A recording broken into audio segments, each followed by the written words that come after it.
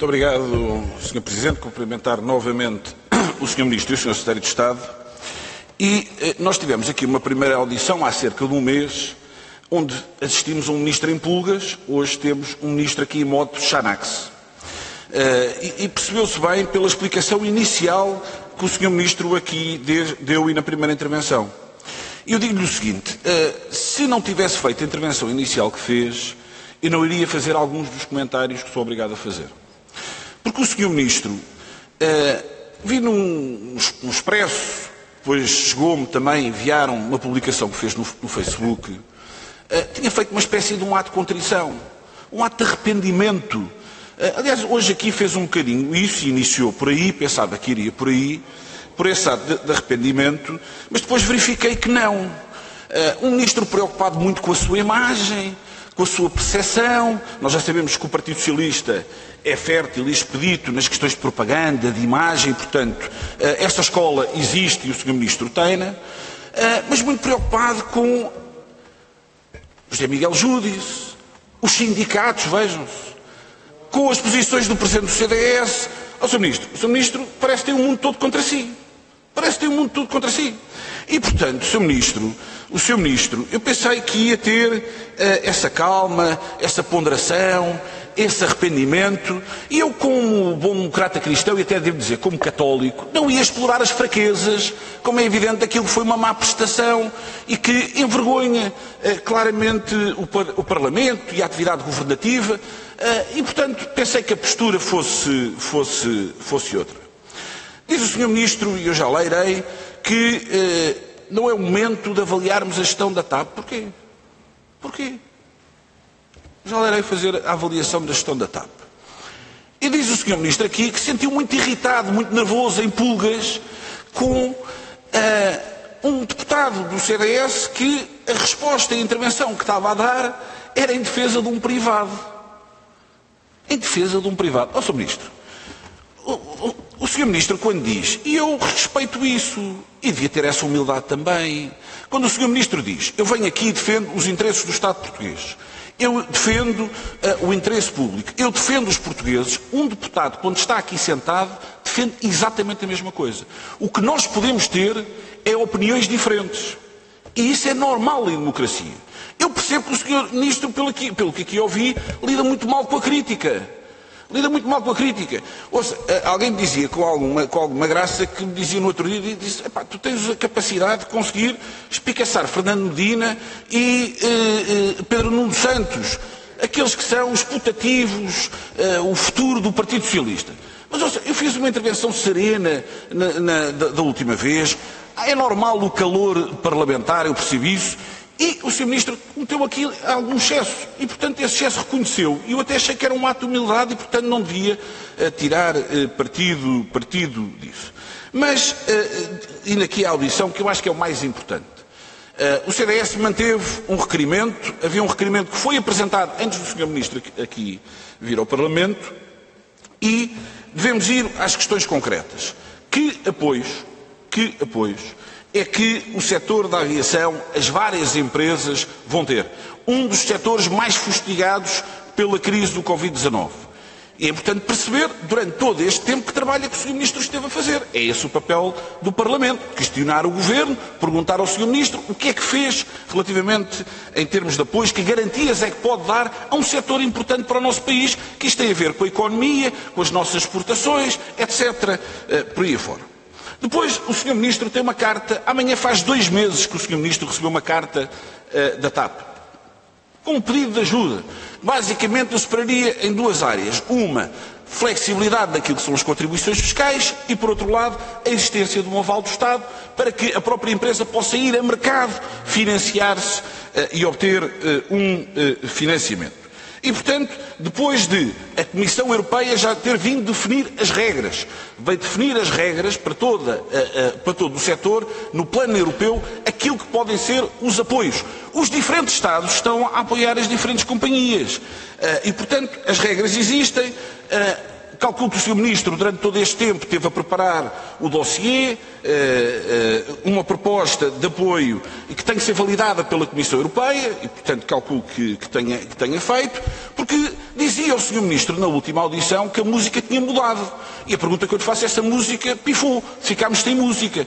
Porque até hoje, e esperemos que nesta audição parlamentar, o Sr. Ministro possa aqui vir dizer que novidades é que tem, que apoios é que o setor vai ter, etc. por aí fora. Disse o Sr. Ministro na última audição parlamentar, e tem lido também nos jornais, 350 milhões de euros não são suficientes para a TAP. E a pergunta que eu lhe coloco, em concreto, quanto é que a TAP precisa? Quanto é que a TAP precisa de apoio, Sr. Ministro? Quanto é que a TAP precisa de apoio por via de uma paralisação que teve, provocada por uma crise? Quantos milhões é que a TAP vai precisar de injeção, de apoio, seja por aval, seja por empréstimo, nos tais modelos que o Sr. Ministro diz que estão em aberto? Depois vi, também na imprensa, que tinha surgido uma equipa, um grupo de trabalho, foram recuperar um ex-secretário de Estado do tempo do engenheiro António Guterres, e lembrando o engenheiro António Guterres, também é bom aqui lembrar que a primeira privatização que nós temos em Portugal, na TAP, Partido Socialista. 1997, não, eu sei que o senhor discorda das privatizações, já sei. É a tal diferença de opinião, faz parte da democracia, Sr. Ministro. E, portanto, foram recuperar. A minha pergunta é: quem compõe essa equipa? Que mandato, orientação é que tem? É legítimo que o Parlamento possa fazer e colocar essas questões. Que mandato é que tem? Quem é que compõe essa mesma equipa? E que trabalho, que prazo, que calendário é que está definido? Agora vamos àquilo que é uma diferença entre aquilo que é a opinião do Sr. Ministro, que eu não sei se é a opinião do Governo. Aliás, não vou-lhe perguntar, ainda não ouviu a pergunta, vou-lhe colocar uma pergunta em concreto, que tem a ver com a própria gestão da TAP. Eu vou-lhe ser absolutamente claro, Sr. Ministro. O Estado português, se calhar até nem devia estar sequer na TAP. Podia ter lá uma pequena participação, pequeníssima participação, já lá vou, pequeníssima participação naquilo que é a importância estratégica de termos uma companhia aérea que responda perante a Madeira e os Açores, perante os Palopes, e quando muito ter a tal pequenina participação. E fui analisar, fui fazer o trabalho de casa e fui ver alguns dos números e da evolução da TAP a partir do momento em que ela passou das mãos do Estado para mãos privadas. Entre 2015 e 2019, aumentou 65% o número de passageiros, passou de 10 milhões para 17 milhões. Fui ver o número de colaboradores, mais 19%, mais 2.000 contratações do que aquilo que tinha. Fui ver a frota dos aviões, passou de 77 para 102 aviões, mais 36%. A tal renovação da frota e a tal dívida que o Sr. Ministro fala e que questiona os 800 milhões. Não sei como é que o Sr. Ministro iria fazer 800 ou 900 ou 1.000 milhões. O Sr. Ministro tem a obrigação de ter esses dados em cima da mesa. Agora, eu pergunto-lhe, como é que o senhor renova uma frota de aviões? Eu sei que o senhor é especialista em negócios e em negociação, tentou-nos dar aqui umas aulas. Eu gostava que me desse uma aula de economia a explicar-me como é que uma empresa consegue renovar toda uma frota de aviões sem se endividar. O Sr. Ministro seguramente tem... Muito obrigado, Sr. Deputado. Não, deixe-me só terminar este ponto. Eu sei que haverá uma segunda fase da audição, mas não queria ficar só por aqui. Os destinos passou de 81 para 94, mais 13%. Um volume de negócios que cresceu 40%. Já para não falar nas contribuições e impostos que o Estado recebe. E, portanto, Sr. Ministro, sabe, esta transformação da TAP só era possível com quê? Com privados. Não tenha a mais pequena dúvida. Não era o Estado, porque provou ao longo destes anos todos que não tinha essa mesma capacidade. E isto eu não ponho em causa as pessoas que estão indicadas pelo Governo na administração da TAP, mas há um mérito, acima de tudo, daquilo que é o privado, do investimento e da aposta que fez nesta companhia. E quero lhe dizer o seguinte, olhando para estes números, e termino já, Sr. Presidente, agradecendo, olhando para estes números, percebe-se bem o seguinte, é que ao contrário daquilo que o Sr. Ministro disse aqui hoje, disse aqui da última vez que cá esteve, a TAP precisa de apoio e está a pedir esta ajuda precisamente porque houve um facto externo que levou precisamente à situação em que a TAP se está a encontrar neste momento. Caso contrário, aquilo que o Sr. Ministro dizia há 20 anos que não há apoio do Estado, não há um cêntimo do Estado na TAP, isso iria se manter. Muito obrigado. Muito obrigado, Sr. Deputado. Sr. Ministro, faz favor.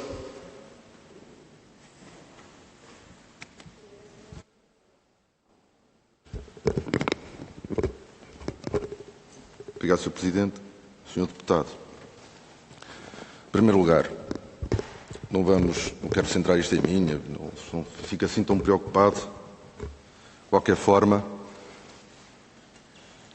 eu acho grave, mas isso sou eu, que um senhor cujo escritório de advogados representa o acionista privado e a própria TAP, quer dizer, não se abstenha de fazer o que fez. Isso sou eu. Obviamente, que para o CDS, e já lá vamos à questão do Sr. Deputado representar os portugueses, isto parece ser uma coisa normal. Para mim não é normal. E como ninguém o disse, eu gostava de dizer, pronto, que a inicial do nome é a última inicial do escritório. Pronto. Já que ninguém o fez, era importante que isso ficasse. Eu só me arrependo de ter, bem, na primeira quer dizer, dirigi-me ao líder do CDS pelo seu diminutivo e não queria fazer isso. Fiz porque porque é assim que nós o conhecemos. Mas, obviamente que... Agora, eu bato contrição, vamos lá ver uma coisa. Eu falei sobre a forma, porque acho que não há necessidade de ser tão agressivo como foi com o Sr. Deputado João Gonçalves Pereira. E, portanto, eu não queixou-se porque eu vi, eu também vi, a propósito de ver o meu, eu vi o seu post também em que se queixava da minha agressividade. Aliás, era a palavra que usava. E eu acho que tem alguma razão nisso. Não no que eu disse, Sr. Deputado. Não no que eu disse. Eu não me arrependi em nada do que eu disse, Sr. Deputado. Nada. Nada. Porque, obviamente, que, para mim, um Estado tem que se dar ao direito, ao respeito. E um Estado, se vai intervencionar uma empresa e se isso suscita um desequilíbrio na relação societária, o Estado tem que mandar. E, porque, Sr. Deputado, nunca me vai ver a desdizer aquilo que eu disse. Aquilo que eu disse é aquilo em que eu acredito, que eu defendo e defenderei sempre. Sempre. E sabe uma coisa, Sr. Deputado? A TAP é tutelada por dois ministérios. O Ministério das Finanças, que tem a tutela financeira, e o Ministério das Infraestruturas e da Habitação, que tem a tutela setorial. E nós trabalhamos e temos trabalhado muito bem em conjunto. O Sr. Deputado revela aqui uma preocupação sobre o tempo da intervenção que eu compreendo, porque sei de onde é que ela vem. Sei que quem gera a TAP tem essa preocupação. A preocupação do Estado soberano não é a mesma do acionista privado, Sr. Deputado. E o que o Sr. Deputado está a fazer, o Sr. Deputado diz assim, o Sr. Deputado diz que o Sr. Ministro diz que representa o povo português, e os deputados também. Eu posso fazer a minha interpretação, Sr. Deputado, do papel que eu acho que o CDS escolheu tomar. O Sr. Deputado depois pode dizer o que quiser. Mas eu acho que o CDS e o Sr. Deputado não estão a representar o interesse público, o interesse do povo português. Está a representar um interesse particular. E eu, obviamente, também tenho esse dever de dizer aquilo que penso sobre isso. E o Sr. Deputado o que está a fazer, já fez isso a última vez e faz agora, é pressionar o Estado português a dar uma resposta que o senhor gostava que fosse há mais tempo. O Sr. Deputado gostava que fosse há mais tempo. A TAP não está a voar por causa de não ter havido o auxílio do Estado, Sr. Deputado. A TAP não está a voar porque não há sequer procura. Não é só as restrições ao tráfego aéreo. Não há procura para voar. E, portanto, nós temos a esmagadora maioria dos aviões parados. E não tem a ver com o auxílio do Estado. E, portanto, nós vamos fazer a intervenção no timing que nós, Estado português, entendermos, não é no timing que o Sr. Deputado João Gonçalves Pereira, o CDS e o acionista privado ou a Comissão Executiva acharem.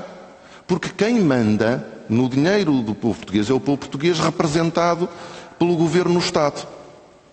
E não é o acionista privado, nem é o Sr. Deputado João Gonçalves Pereira. E, portanto, entre o Sr. Deputado gostava que nós fôssemos a correr, de acordo com aquilo que nos pediu a TAP, mandaram uma carta há 2 meses. O Estado português auxiliará a TAP quando entender.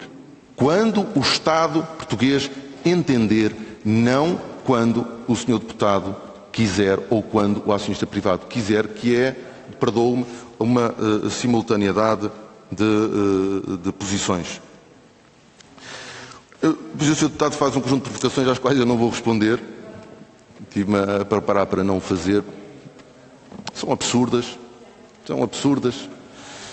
e portanto não vou fazer, é um estilo, pronto, é o seu, eu tenho o meu também, olha, também não gostou, achou que era agressivo, e o seu deputado tem o seu, pronto, é a pequena, pronto, o que é que se há de fazer? Grupo de trabalho, o grupo de trabalho representa o Estado português. O grupo de trabalho é uma proposta da par pública e a equipa foi integralmente proposta pelas finanças. As duas propostas, a do grupo de trabalho e a da equipa toda, Sr. Deputado, duas propostas feitas pela equipa das finanças, foi apoiada desde a primeira hora pelo Ministério das Infraestruturas. Porque, obviamente, nós vamos entrar aqui num processo negocial e não pode ser nem o Sr. Ministro das Finanças, nem o Sr. Ministro das Infraestruturas a fazer esse trabalho diário. E, portanto, foi nomeado um grupo de trabalho sob sugestão do Ministério das Finanças, coordenado pelo Dr. João Nuno Mendes, proposta do Ministério das Finanças. E depois temos o Ministério das Infraestruturas representado, eu estive lá até agora, mas agora vai estar uma pessoa a representar-me a mim, e teve o Sr. Secretário de Estado do Tesouro em representação do Ministério das Finanças, e agora vai estar alguém também a representá-lo a ele, e depois temos também a assessoria jurídica da Vasco Vieira de Almeida e a assessoria financeira da Deloitte. É um processo obviamente complexo, e portanto nós temos esta assessoria técnica do ponto de vista jurídico e do ponto de vista financeiro, e temos estas pessoas à frente do grupo de trabalho, que é uma criação de quem? Do Ministério das Finanças e do Ministério das Infraestruturas, Sr. Deputado. O Sr. Deputado, se quiser, devia ser mais direto ainda, que é assim que nós devemos ser. Vai ter outra oportunidade e espero que volte a ser, que é para nós todos podermos falar também com clareza. E por isso, mais uma vez, digo, neste momento já foram feitos os primeiros contactos com a Comissão Europeia e nós estamos a ver no quadro da legislação que não foi para o setor da aviação, peço desculpa, está aí mal informado, foi para todos os setores.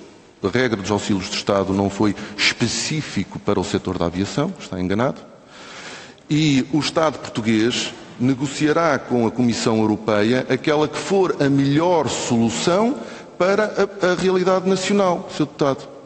E por isso eu volto-lhe a dizer, o Estado português está disponível para salvar a TAP, não a qualquer preço, e é importante que nós tenhamos conscientes disto, porque nós não podemos, em nenhum momento, Sr. Deputado, eu não quero dar lições de negociação a ninguém, mas em nenhum momento nós podemos fragilizar a posição do Estado português na relação com o privado e, portanto, não excluímos nada, porque o privado tem que perceber que nós só faremos a intervenção se forem aceites as nossas condições. Se as nossas condições não forem aceites, não há intervenção pública na TAP. E sabe porquê? Porque nós respeitamos o povo português. Respeitamos o povo português, respeitamos o país, respeitamos os portugueses. E é por nós respeitarmos o povo português e os portugueses que nós defendemos o interesse público, o interesse coletivo do povo português e não o interesse particular do acionista privado, que é, quer goste ou não, a única coisa que o Sr. Deputado tem defendido ao longo do tempo no Parlamento. E pode ter a certeza, Sr. Deputado,